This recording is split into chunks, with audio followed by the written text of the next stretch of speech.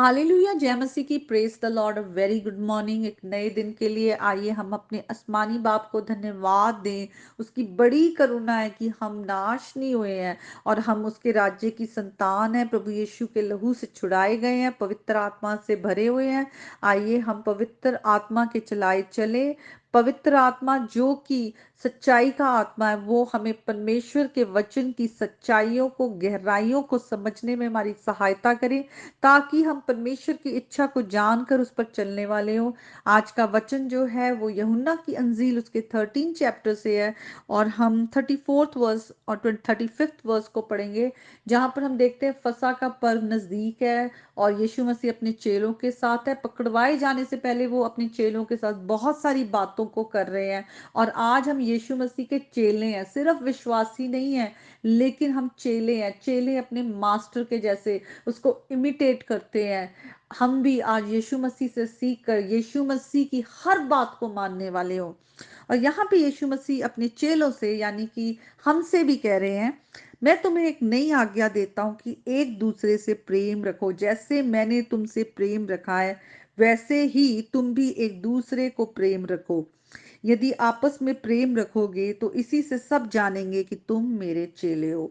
परमेश्वर का प्रेम कैसा है? सैक्रिफिशियल, अपने आप को कुर्बान कर दिया। यीशु मसीह ने पहले हमसे प्यार किया और हमारे लिए क्रूस की मौत सह ली। ऐसा प्रेम जो कि सैक्रिफिशियल है। अगर हम पहले कुरिन्थियों, फर्स्ट कुरिन्थियन उसकी 30 चैप्टर में जाएं, वहां पर हमें प्रेम की डेफिनेशन मिलती है, जो कि प्रेम, जैसा प्रेम खुदा ने हमसे किया है। आइए हम देखते हैं।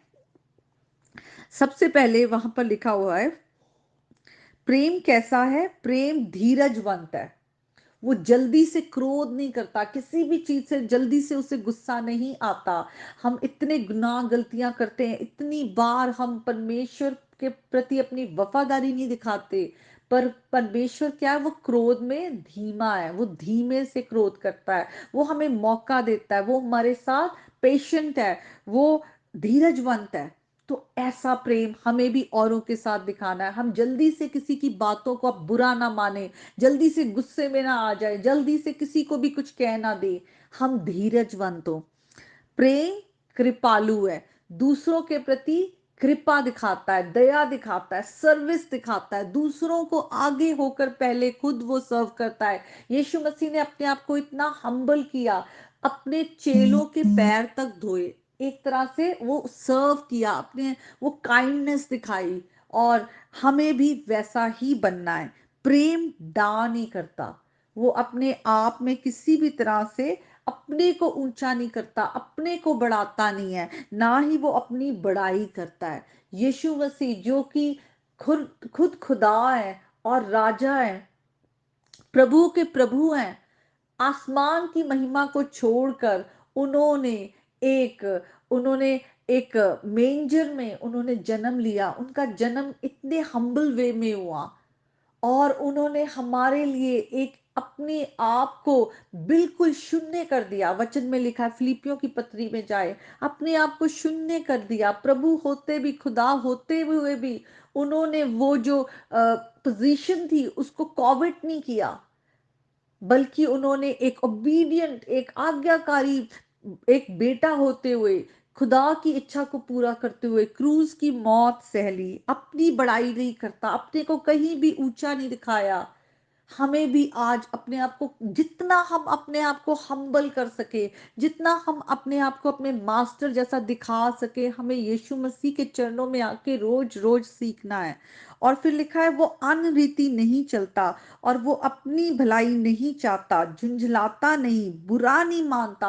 आज हम कितनी कितनी छोटी छोटी बातों से दूसरों की बातों का बुरा मान लेते हैं। यीशु मसीह पर थूका गया, उन्हें कांटों का ताज पहनाया गया, उन्हें कोड़ों से मारा गया, उनको बार बार उन पर दोष लगाया गया।